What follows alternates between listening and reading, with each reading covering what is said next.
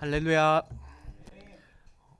박해를 우리를 위해 박해를 받으시고 승리하신 우리 주 예수 그리스도의 이름을 찬양합니다. 오늘 우리 함께 같이 설교를 이제 시작하기 전에 같이 해보았으면 좋겠다라고 생각한 게 있는데, 네, 오른손을 들고, 네, 오른손 들고, 자, 제가 박해를 하면 여러분들이 기뻐하라 하시면 됩니다. 네, 자, 우리 같이 해보죠. 박해를, 박해를, 박해를. 아멘. 네, 박해를 기뻐하는 형제 자매들 되셨으면 좋겠습니다. 제가 시위하는 사람은 아니고, 네, 오늘 말씀 제목을 한번 3번 읽으면서 우리가 박해 가운데 있을지라도 기뻐하면서 살아가는 형제 자매들이 되었으면 좋겠다라고 3번 외쳐보았습니다. 나는 크리스천입니다. 나는 교회 다닙니다.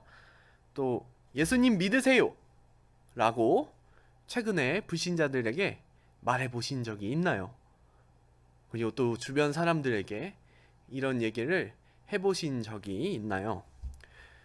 요즘 공개적으로 신앙을 고백하고 또 전도를 하면 사람들이 별로 안 좋아합니다. 네, 반응이 참 안 좋아요. 불신자들이 이 얘기를 들으면 와, 교회 다니는구나, 나도 교회에 한번 데려가줘요 라고 절대로 말하지 않습니다. 네, 좋아하지 않아요. 나와 관계가 어느 정도 있는 사람들은 대놓고 이제 면전에서 비난을 하지는 않지만, 익명성이 보장된 인터넷에서는 기독교인이 관련된 기사가 뜨면 댓글로 열심히 계독 이렇게 댓글을 달고, 네, 여러 가지 단어를 사용해서 교회를 비판하고 있습니다. 이런 모습을 보면 진짜 교회가 씹고 뜯고 맛보고 즐기는 대상이 되지 않았나. 네, 너무 교회를 편하게 생각하고 너무 폄하하는 것을 즐기는 모습이 현 사회의 모습입니다. 그래서 저는 좀 잠시 생각해 봤을 때, 한 6.25 전쟁 이후로 기독교에 대한 인식이 가장 안 좋은 시대가 바로 지금이다. 네, 가장 안 좋은 것 같아요, 요즘이. 네, 그런 생각을 해봤습니다. 세상은 교회가 교회답지 못하다라고 말하며 비판합니다. 이들의 주장대로 교회가 잘못한 일도 많이 있죠. 그렇지만 세상이 교회를 박해하는 가장 근본적인 이유가 무엇이냐 생각해 본다면 바로 우리가 하나님 나라의 백성이기 때문입니다. 세상은 우리가 구주라고, 구원자이자 주님이시라고 고백하는 예수 그리스도를 거부합니다. 그렇기 때문에 우리는 이제 유일한 구원자라고, 유일한 주님이라고 예수님을 고백하잖아요. 그런데 그들은 그것을 받아들일 수 없기 때문에 우리를 반대하고 핍박하고 그리고 박해해야 합니다. 오늘 본문 5장 10절을 봅시다. 의를 위하여 박해를 받는 자는 복이 있나니 라고 주님께서 말씀하십니다. 그런데 의를 위하여 박해를 받는 자가 누구입니까? 그러면 이제 의가 무엇인가 이렇게 고민하면서 여러 가지 생각을 하게 되는데, 조금 쉽게 정답을 찾을 수 있다면 그 뒤에 나오는 11절에 주님께서 말씀하시죠. 나로 말미암아 너희를 욕하고 방해하고 박해하고 라고 말씀하시잖아요. 그러니까 의를 위하여 이제 박해를 받는 자는 바로 그리스도를 위해서 살며 그리스도 때문에 박해를 감수하는 자, 바로 이 자가 의를 위하여 박해를 받는 자입니다. 그런데 왜 우리가 박해를 받냐? 사실 우리는 박해를 받지 않으려고 이제 서로 싸우지 않으려고 노력하는 자입니다. 구절을 보시면 그리스도인에 대해서 이제 이렇게 말씀하시죠. 너희는 화평하게 하는 자다. 화평하게 하는 자다라고 주님께서 이렇게 말씀하셨는데, 그러면 우리는 화평하게 하는 자이니까 평화를 위해서 노력하고 피스메이커로서 살아가고 어느 누구이든지 평화를 누리며 살려고 노력하는 사람이죠. 그런데 우리의 노력과는 상관없이 우리가 박해를 받는 것은 아무리 화평을 하려고 해도 때리는 사람이 있기 때문에 화평하지 못하는 거죠. 우리는 이제 세상 사람들, 불신자에 대해서 화평하려고 하지만 그들은 우리를 계속 공격합니다. 우리가 잘해줘도 공격합니다. 항상 때려요. 항상. 네. 항상 때리고 박해하는 게 이 불신자들의 모습이죠. 그래서 일방적으로 공격할 때 우리는 그들과 화평하게 지낼 수 없고 오히려 박해를 당하는 것입니다. 세상은 화평케 하는 교회를 욕하고 비방하고 조롱하고 핍박합니다. 우리가 아무리 화평하게 여기고 긍휼히 여기며 의를 구하여도 세상 사람들은 교회를 비웃고 박해합니다. 11절에 나온 대로 주님께서 말씀하신 대로 욕하고 박해하고 거짓으로 거슬러 악한 말을 합니다. 이런 박해의 길은 예수 그리스도께서 먼저 걸어가신 길입니다. 사람들은 예수님을 욕하고 조롱했습니다. 마태복음 27장 39절에서 44절의 말씀을 좀 같이 찾아보셨으면 좋겠는데요. 우리 인터넷에는 바로 떴지만 유튜브는 바로 떴을 텐데 우리 앉아있는 형제 자매들은 찾아야 돼요. 네. 그래서 마태복음 27장 39절부터 44절 말씀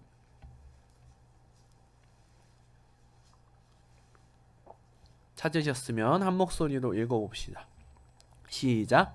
지나가는 자들은 자기 머리를 흔들며 예수를 모욕하여 이르되 성전을 헐고 사흘에 짓는 자여 내가 만일 하나님의 아들이어든 자기를 구원하고 십자가에서 내려오라 하며 그와 같이 대제사장들도 서기관들과 장로들과 함께 희롱하여 이르되 그가 남은 구원하였으되 자기는 구원할 수 없도다. 그가 이스라엘의 왕이로다. 지금 십자가에서 내려올지어다. 그리하면 우리가 믿겠노라. 그가 하나님을 신뢰하니 하나님이 원하시면 이제 그를 구원하실지라. 그의 말이 나는 하나님의 아들이라 하였도다 하며 함께 십자가에 못 박힌 강도들도 이와 같이 욕하더라. 아멘. 사실 지금 이 세 그룹이 하는 말은 다 맞는 말이에요. 네, 예수님께서는 성전을 자기 육체이신 성전을 사흘 만에 헐고 다시 지으시고 예수님은 자기 자신을 구원하실 수 없었죠, 사실. 그래서 하나님께서 예수님을 다시 살리셨고 또한 하나님이 이제 이스라엘의 왕이신 예수님. 그러니까 하는 말이 다 맞는 말인데 맞는 말로서 자기들의 이제 어리석음이 드러나는 부분이 바로 이 장면입니다. 그런데 이제 제가 오늘 특별히 나누고 싶은 것은 이 세 그룹의 사람들이 모두 다 예수님을 모욕하고 비방하고 조롱했다라는 거죠. 이게 자기들이 맞는 말이라고 생각하면서 오 주님은 사흘 만에 성전을 지으셨습니다 라고 하는 게 아니라 우리는 그렇게 고백하는데 이 사람들은 그게 아니라 이렇게 말함으로써 주님을 욕하고 조롱하고 비방하는 것입니다. 그래서 사람들은 예수님을 욕하고 조롱했습니다. 십자가에 같이 못 박힌 강도들까지 그들은 이제 나름의 흉악범이라고 적혀 있죠. 그들까지도 예수님을 욕합니다. 또한 사람들은 예수님을 때렸습니다. 마태복음 27장 26절에서 제가 읽어보겠습니다. 이에 바라바는 그들에게 놓아주고 예수는 채찍질하고 십자가에 못 박히게 넘겨주니라. 이거 이제 빌라도의 행적이죠. 빌라도가 이제 그 명절 유대교 그 6월절이 가까워오면 죄수 한 명을 놔주는 그 관례를 따라서 어떻게 할까 고민하다가 결국 바라바를 놓아주고 그리고 예수님은 채찍질을 하고 때리고 네 그냥 간단한 채찍이 아니라고 많이 알고 계실 겁니다. 뭐 납을 달아서 이제 이거 맞을 때마다 중독도 되고 막 엄청 아팠을 거예요. 근데 이렇게 사람들은 예수님을 때렸습니다. 네. 육체적인 핍박도 실제적으로 행했고 또 로마 군병들은 이제 막 예수님 안대로 가린 다음에 뺨을 때리고 누가 너 때렸나 한번 맞춰봐라 막 이렇게 하면서까지 예수님을 또 조롱하고 때리기도 했죠. 그리고 사람들은 예수님을 거짓말로 모함했습니다. 마가복음 14장 55절부터 59절 있는데 우리 한번 찾아서 읽어보죠. 마가복음 14장 55절부터 59절입니다.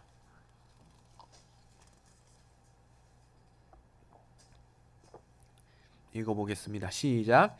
대제사장들과 온 공회가 예수를 죽이려고 그를 칠 증거를 찾되 얻지 못하니 이는 예수를 쳐서 거짓 증언하는 자가 많으나 그 증언이 서로 일치하지 못함이라. 어떤 사람들이 일어나 예수를 쳐서 거짓 증언하여 이르되 우리가 그의 말을 들으니 손으로 지은 이 성전을 내가 헐고 손으로 짓지 아니한 다른 성전을 사흘 동안에 지으리라 하더라 하되 그 증언도 서로 일치하지 않더라. 아멘. 이제 대제사장들과 공회가 예수님을 어떻게 해서든지 십자가에 못 박아서 죽이려고 많은 작전을 썼습니다. 네. 모의도 작당 모의도 여러 번 했던 것이 복음서에서 이미 많이 나타났었죠. 그래서 나름대로 잘 그들의 입장에서 열심히 세운 계략은 바로 거짓 증언을 통해서 이제 두세 사람이 이제 증언을 해야 되잖아요. 그래서 거짓 증언자를 세워서 예수님이 이제 성전을 지었다, 허물고 지을 것이다라는 이런 말을 하였고 또 하나님의 아들이다 이런 말을 이제 마지막에는 유도하는데 그것을 통해서 결국 예수님을 십자가에서 죽이게 하려는 거짓 증언을 준비해 놓은 겁니다. 물론 이제 나온 대로 그 증언도 서로 일치하지 않았지만 주님은 사람들의 박해로서 거짓 증언을 당하셨습니다. 네. 이게 주님께서 우리보다 먼저 앞서서 당하신 박해이죠. 주님은 모욕과 비방과 조롱과 핍박과 거짓 증언을 당하셨습니다. 그리고 우리 그리스도인도 주님을 따라서 살면 이러한 박해를 받습니다. 이제 제 표정이 되게 비장한데 그렇다면 이제 우리는 이런 박해를 받을 때 어떻게 해야 될까요? 이 비장한 얼굴로 가서 이제 주님 앞에 가가지고 주님 제가 이런 핍박과 박해를 당했습니다 이렇게 물론 기도하면서 울겠죠. 네, 그럴 수 있는데 주님께서는 이렇게 말씀하셨습니다. 12절에서 말씀하셨죠. 기뻐하고 즐거워하라 라고 말씀하셨죠. 우리는 의를 위하여 박해를 받을 때 기뻐하고 즐거워해야 합니다. 낙심이나 슬픔에 빠져서도 안 되고 미워하거나 분노에 휘말려서도 안 되며 그들에게 보복해서도 안 됩니다. 주님께서는 이렇게 가르치셨습니다. 마태복음 5장 38절과 39절 그리고 그 후에 11절과 12절을 같이 좀 읽어볼까요? 먼저 5장 38절과 39절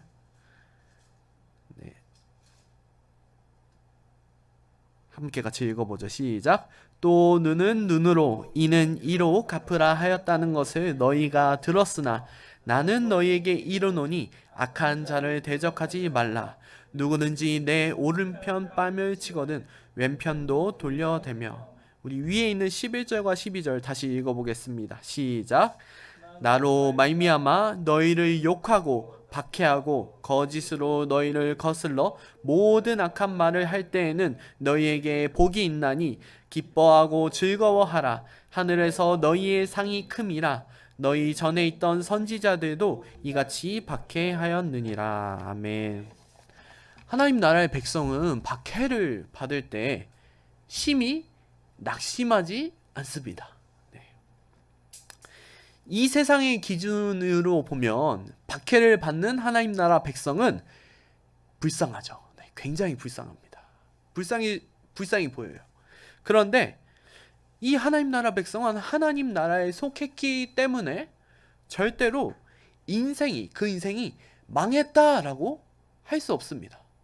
왜냐하면은 그 사람에게는 하나님 나라, 천국이 주어져 있고 영원한 구원이 약속되어졌으며 이미 하나님 나라의 복을 충분히 누리고 있기 때문에 세상 사람들은 그들을 볼 때, 우리들을 볼 때 저 사람 망했네, 불쌍하다라고 하지만 믿는 신자는 우리들은 우리 인생이 망했다라고 고백하는 것이 아니라 주님이 우리의 보증이시다. 그렇기 때문에 우리는 절대로 망하지 않았다라고 말하게 되죠. 그렇기 때문에 우리는 낙심하거나 심히 슬퍼하지 않는 것입니다. 또한 세상 사람들은 이렇게 공격을 받으면 화가 나고, 그렇기 때문에 반드시 복수를 하죠. 네. 보복은 아주 보편적인 일입니다. 얼마 전에 얼마 전이 아니라 좀 된 영화인데, 더킹이라는 이제 조인성 씨 나와서 엄청 잘생긴 얼굴을 이제 뽐내고 갔던 그 영화. 그 영화에 이제 더 잘생긴 정우성 씨가 했던 말이 있잖아요. 정치인은 항상 당한 것에 대해서 복수를 해야 된다. 그게 바로 정치 엔지니어링의 아주 핵심이다. 뭐 이런 말을 이제 영화 속에서 했는데, 세상 사람들은 반드시 당한 것에 대해서 보복을 해야 됩니다. 보복을. 우리의 이제 덜 성화되었을 때의 모습, 이제 형제 간에 이제 싸울 때 모습을 생각해 보죠. 형이 한 대를 때리면 동생이 반드시 한 대를 때리거나 플러스 알파로 추가로 때리잖아요. 이게 바로 이제 세상의 모습인데, 그런데 우리 믿는 자들, 교회에 속한 자들, 하나님 나라의 백성들은 이 박해, 공격을 당하여도 그것으로 인해 심히 화내거나, 그리고 그 화를 이기지 못하고 주체하지 못하고 분노하여서 역공을 취하거나, 보복을 하지 않습니다. 그리고 복수하지 않고 오히려 박해를 기뻐하고 즐거워합니다. 세상 사람들이 봤을 때는 이렇게 맞고만 있는 우리들을 보면 미쳤다고 생각할 겁니다. 근데 그래도 우리는 주님이 하신 이 말씀을 따라서 기뻐하고 즐거워하며, 우리에게 있는 소망, 하늘 소망을, 천국 소망을 바라보며 기뻐하는 것이죠. 왜냐하면 하늘에서 상이 크기 때문입니다. 주님께서 우리에게 하늘에서 상이 크다라고 약속하셨습니다. 이 세상에서는 모든 것을 이룰 수 있는 어려움을 당하지만 결국에는 우리가 천국, 하나님 나라를 유업으로 받기 때문에 우리는 박해를 받아도 기뻐하고 즐거워합니다. 그런데 이제 또 살짝 생각해 봐야 될 것은, 그러면 우리가 꼭 맞아야만 천국에 가느냐, 맞아야 하나님 나라를 받냐, 이것도 아닙니다. 하나님 나라를 받는다는 것은 우리가 박해를 견뎌서 받는 것은 아니죠. 약간 공로주의잖아요. 이거는 이 하나님 나라는 이미 주님께서 십자가에서 죽으시고 부활하심으로 이 우리에게 주신 것입니다. 그래서 우리는 주님이 주셔서 하나님 나라를 받게 되었습니다. 우리가 이 믿음을 지키면서 박해를 견디는 것은 어떤 상을 받는 공로라고 할 수 없습니다. 오히려 우리에게는 당연한 일이고 도리어 감사할 일입니다. 이 박해를 견디는 것은 바로 참된 신앙의 표시이기 때문입니다. 이 박해를 받으면 우리가 하나님 나라의 상속자라는 것이 증명되는 거죠. 바로 주님의 말씀을 통해서 우리가 진짜 천국을 받은 자다, 이미 천국을 받은 자다라는 것이 드러나기 때문에 우리는 이것을 기뻐하고 또 이것으로 인해서 더욱더 소망을 가질 수 있는 것입니다. 의를 위해서 박해를 받는 자들은 천국, 하나님 나라를 받았습니다. 원래 하나님 나라를 받을 수 있는 하나님의 아들, 그 상속자는 오직 우리 주 예수 그리스도 한 분이십니다. 그런데 우리는 하나님의 영이자, 그리고 예수 그리스도의 영이신 성령께서 이제 우리에게 오셔서, 우리가 믿을 때 성령님이 우리 안에 오시죠. 그리고 우리와 함께 하시고 내주하셔서 그리스도와 우리가 연합하여졌기 때문에, 그래서 우리가 하나님의 자녀이자 상속자가 된 것입니다. 우리 갈라디아서 3장 26절부터 29절 말씀을 같이 찾아서 읽어봅시다. 오늘 여긴 안 나오기 때문에 여기서는 성경을 열심히 찾고 있습니다. 갈라디아서 3장 26절부터 29절 말씀 같이 읽어봅시다. 시작.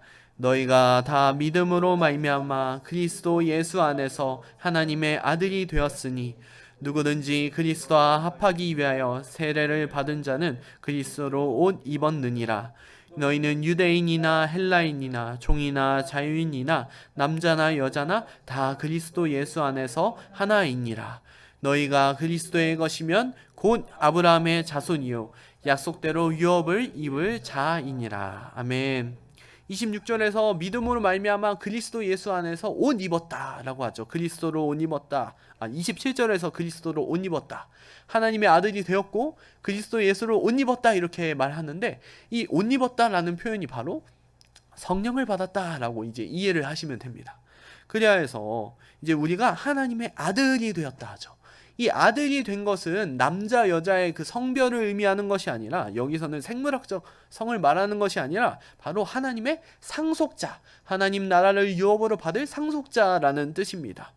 이제 우리는 그리스도의 것을 받을 수 있게 되었죠. 그리스도와 연합한 우리는 약속대로 유업인 하나님 나라를 받을 자가 되었습니다. 그리고 이미 받았습니다, 이것을. 그래서 우리는 이미 하나님 나라를 받았기 때문에 이미 임한, 이 땅에 이미 예수 그리스도가 오심으로 임한 그 하나님 나라의 복을 풍성히 누리게 된 것입니다. 아주 충만하게 누립니다. 그렇다면 하나님 나라의 복이 무엇입니까? 이제 우리는 더 이상 사단의 통치를 받지 않는 것, 이것이 바로 하나님 나라의 복입니다. 예수 그리스도께서 우리를 거룩한 법, 율법으로 다스리십니다. 이 죄의 유혹이 찾아올 때, 전에 사단의 통치에 받을 때는 100점 100패하는 사람이었죠. 그래서 사단이 유혹하면은 그 유혹을 이기지 못하고 나는 죄를 짓는다, 네, 이렇게 네. 죄에 알아서 휘말리게 되는구나 이러면서 이제 죄를 짓게 되었죠. 그런데 이제 이 사단의 통치에서 벗어나서 이제 예수 그리스도께서 십자가의 그 피로 우리를 하나님으로부터 사서 이제 그 사단의 나라에서 건져가지고 하나님 나라를 옮긴 이후로는 이제 우리가 더 이상 사단의 통치를 받지 않기 때문에, 사단이 헬렐레 이렇게 유혹할 때도, 헬렐레 유혹할 때 전에는 100점 뱀패하였지만 이제는 우리가 그렇지 않다. 그리스도께서 우리를 다스리시며 하나님의 말씀이신 그 율법으로 우리를 다스리시기 때문에 우리는 그 통치에 순종하지 않겠다라고 그 유혹을 싸워서 이겨낼 수 있습니다. 주님께서 이미 그 사단의 유혹을 이기셨기 때문에 우리도 동일하게 그 사단의 유혹을 이길 수 있는 겁니다. 그래서 우리는 죄와 싸워서 이길 수 있습니다. 이것이 얼마나 큰 하나님 나라의 복입니까? 맨날 행동하면 죄만 짓던 우리가, 뭘 해도 죄만 짓던 그 죄인인 우리가 이제는 더 이상 죄를 짓지 않고 하나님의 그 기쁘시고 거룩하신 뜻, 그리고 우리를 향하신 가장 선하신 뜻, 그 율법을 따라 순종하면서 그 복을 누릴 수 있게 된 것입니다. 또한 우리는 그리스도 안에서 예수 그리스도의 십자가 죽음과 부활에 참여했습니다. 주님께서 십자가에서 죽으실 때 우리도 함께 죽었고, 주님께서 부활하실 때 우리도 함께 부활했습니다. 그래서 더 이상 우리는 죄와 사망의 권세에 놓여 있지 않고, 우리는 이제 더 이상 죄와 사망을 두려워할 필요가 없습니다. 우리는 이제 하나님 나라에 이미 들어갔고, 죽은 후에도 하나님의 그 품 안으로 들어갑니다. 이외에도 하나님 나라의 복은 정말 많은데, 설교의 시간이 정해져 있기 때문에, 제가 생각하는 시간이 있기 때문에 이것을 다음에 또 풍성히 나누도록 하죠. 하나님의 백성이 신앙으로 인해 박해와 어려움을 겪는 것, 이것은 단순히 우리 주이신 예수 그리스도의 때만 있었던 일이 아니라 사실 타락 후부터 계속되어진 일입니다. 주님께서는 12절 후반부에서 이렇게 말씀하시죠. 너희 전에 있던 선지자들도 이렇게 박해하였느니라. 이 불신자들이, 세상이 너희 전에 있었던 선지자들도 이같이 계속 박해해 왔었다라고 말씀하십니다. 아담의 자녀인 가인과 아벨의 때 다 아실 겁니다. 이때 인류는 여자의 자손과 뱀의 자손으로 나뉘었습니다. 여자의 후손은 직접적으로 이제 창세기 3장 15절에서 직접적으로 이제 예수 그리스도를 가리키지만, 좀 범위를 넓게 생각한다면 하나님을 신실하게 따르는 하나님의 백성으로 생각할 수 있죠. 그리고 뱀의 후손은 대표적으로 뱀, 사탄이지만 이것을 또 넓게, 좀 더 폭넓게 생각해 본다면 하나님을 대적하는 사람들입니다. 그래서 창세기 4장을 보시면 초반부에 1절부터 8절에서 가인이 아벨을 죽이는 사건이 나옵니다. 가인이 아벨을 죽이죠. 한 부모로부터 나왔는 상식적으로 이제 일반 사회 보편적으로 생각해 보면 나름 그래도 형제인데 제사 한번 지냈다가 하나님이 제사를 거부한다고 받지 않으셔가지고 그것에 열받아가지고 미쳐가지고 동생을 죽인다라는 것은 세상의 상식으로는 조금 이해하기 어렵습니다. 그런데 이것은 여자의 후손과 뱀의 후손이 이미 원수가 되었다라는 것으로 생각해 본다면 이 원수지간은 당연히 죽이고 박해하는 것이 마땅하죠.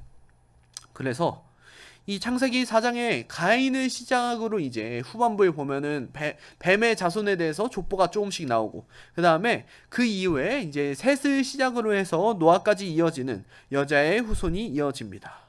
이들은 3장 15절의 말씀대로 원수가 되었습니다. 여자의 후손과 뱀의 후손이 원수가 되어서 뱀의 후손은 하나님을 대적하고 악을 행하면서 여자의 후손을 박해하기 시작하는 것입니다.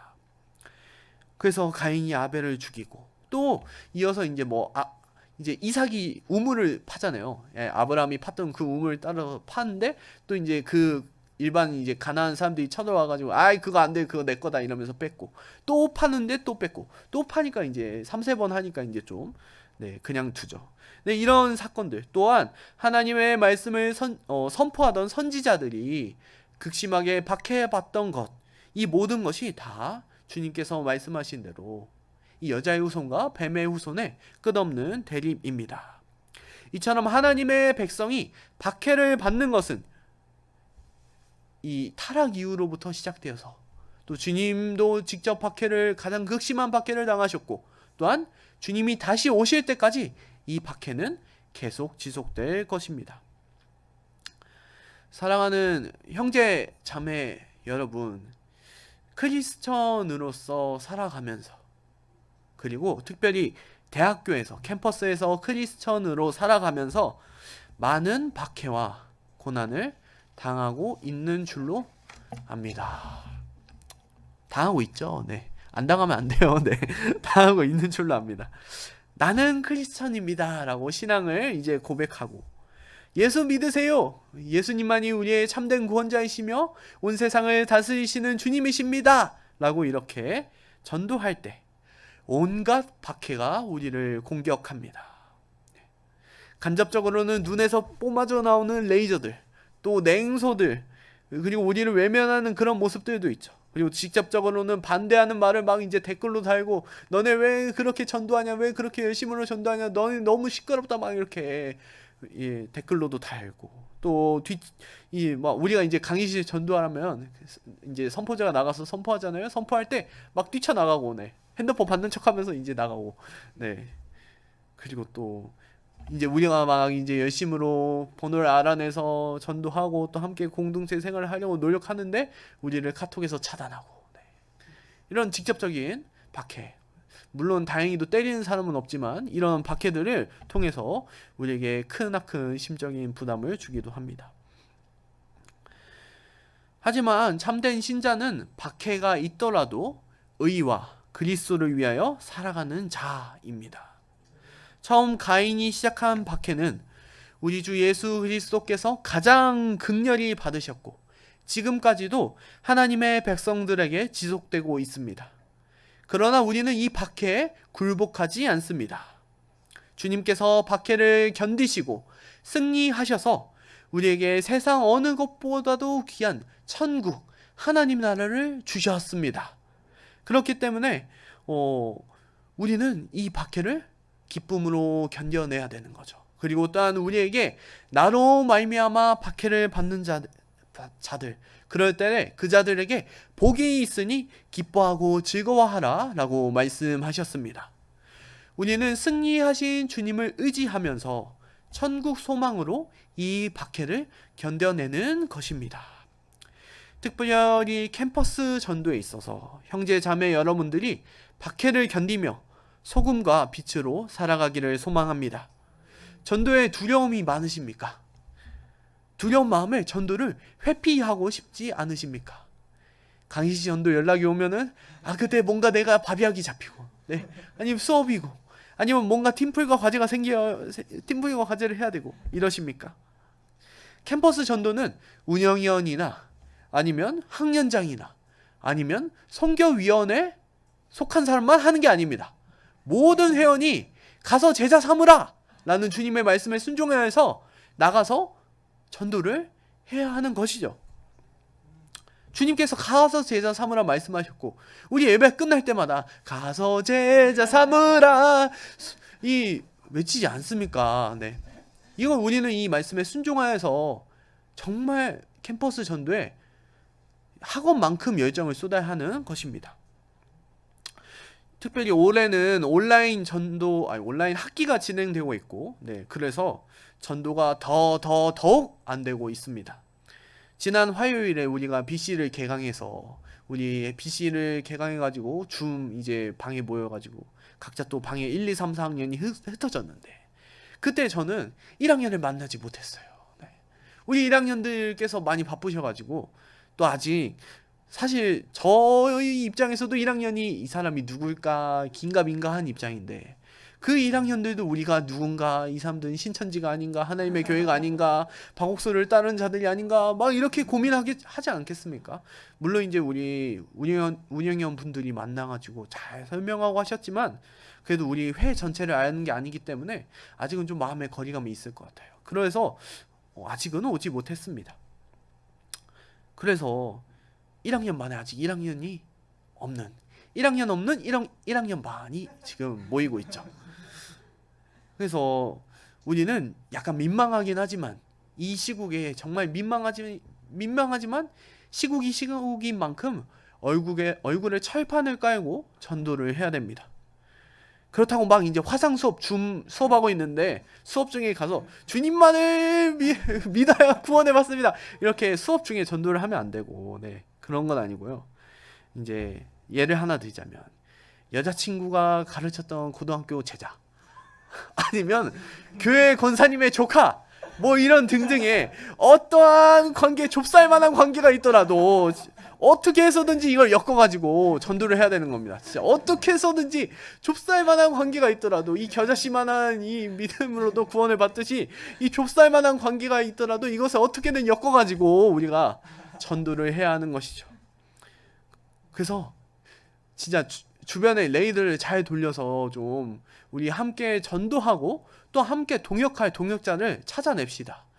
불신자들에게는 복음을 전하면서 이제 우리 주님을 믿어봅시다 이렇게 말하고, 또 이미 신자라면 크리스천으로서 우리가 캠퍼스 안에서 더 열심히 전도하고 우리에게 주신 복음 전파의 사명을 함께 감당하는 동역자가 됩시다 라고 손을 내밀고 권면하면서 우리 기도학생연합회에 초대합시다.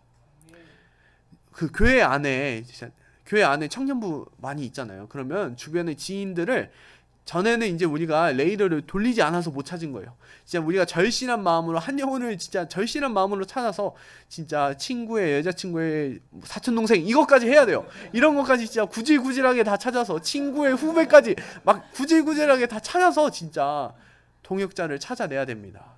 지금 이 시국은 진짜 관계가 없이, 좁쌀만한 관계라도 없다면 누가 제 발로 기도학생연합회를 걸어오겠습니까? 더군다나 우리는 전국구 단체도 아니잖아요. 전국구 단체는 약간 보장이라도 돼 있고 추천이라도 잘 받아주는데, 우리는 그런 게 아니니까 우리가 이제 진짜 망원경 써가지고 찾아내서 좁쌀만한 관계를 붙잡고 그들을 함께 동역하자고 손을 내밀어야 하는 것입니다. 그래서 카톡 차단도 당해보고 약속 취소도 당해보고 욕도 한번 먹어보면서 전도하여서 박해를 기뻐하는 저와 여러분이 되기를 소망합니다. 자, 간절히 소망합니다. 1학년 BC 꼭 하고 싶습니다. 네, 해야 됩니다, 진짜. 네. 이 시간 함께 같이 통성으로 기도하셨으면 좋겠습니다. 주님, 제가 주님을 위해서 살면서 받는 박해를 기꺼이 감수하겠습니다. 욕과 비방과 조롱과 핍박과 모함을 받아도 주님을 위해서 살겠습니다. 이미 주님께서 먼저 박해를 받으시며 우리를 구원하셨고 하나님 나라를 주셨으니 저도 그 고난의 길, 박해받는 길을 따라가겠습니다.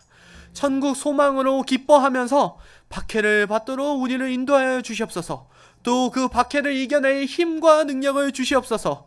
우리가 기뻐하면서 전도하게 하옵소서라고 우리 이 시간에 같이 우리 목소리로 힘있게 기도하시겠습니다.